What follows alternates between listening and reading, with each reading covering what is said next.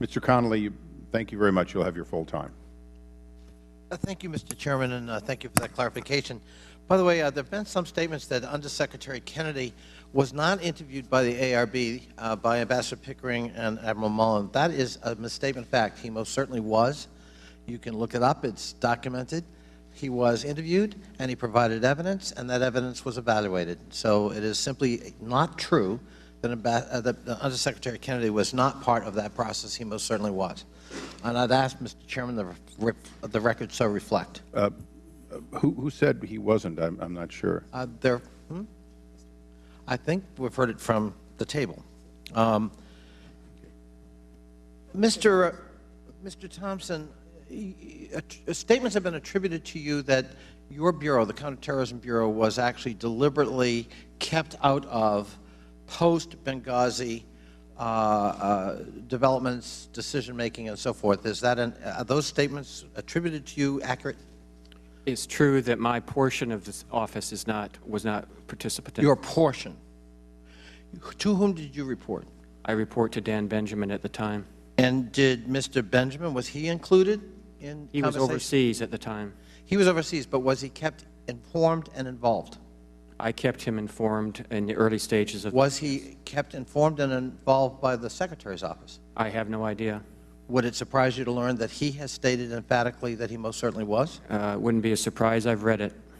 And would it surprise you that he contradicts your statements or statements attributed to you? And I read to you, this charge that we were kept out of the loop in the aftermath is simply untrue. Though I was out of the country on official travel at the time of the attack, I was in frequent contact with the Department. At no time did I feel the Bureau was in any way being left out of deliberations that it should have been part of, unquote. I would disagree. He's true factually. He is his view of how much of the CT Bureau was. So for the record, if I may, sir, if he thinks he was adequately informed and given counsel on that, then that is his professional. Well, he's the head of the Bureau, and he's, in fact, was your supervisor, and that's his testimony. So it contradicts yours. I don't think it's his testimony, sir. Well, I'm entering it into the record, so it's now in the evidentiary record. And would the gentleman suspend? we could no, not, I will, Mr. Chairman. I'll hold the time. Okay, certainly. Mr. Cummings, perhaps you were here, perhaps not, has said among a lot of people that we want to bring before this committee, he is now an anticipated future witness, so he can give testimony. The Chairman anticipated exactly the point I was going to make. So we can clear that up by having Mr. Benjamin here. Thank you. Mr. Hicks, I don't think anyone who could have listened to your account, the minute-by-minute account of what happened, could be anything but moved. The trauma of what you and your colleagues must have gone through, especially being in Tripoli, not being able physically to sort of reach out and do something about Benghazi, I think all of us can relate to that. Terrible. I was in Libya and Tripoli in May of last year before the tragedy, and I don't remember whether we had a chance to meet or not, but David Dreyer led our CODEL. We were not allowed to stay in Libya overnight. What struck me when I arrived in Tripoli was that airport security was provided by a militia. And, you know, I've traveled a lot over my years in foreign policy, and, you know, what goes through the mind is what could go wrong with this. It's a volatile, violent, unstable, or was, situation. Do you want to talk just a little bit about the domestic situation in Libya as we found it? Because I think sometimes that gets forgotten in the retelling that we're facing instability in Libya still in a post-Gaddafi revolutionary situation, and likewise in Benghazi.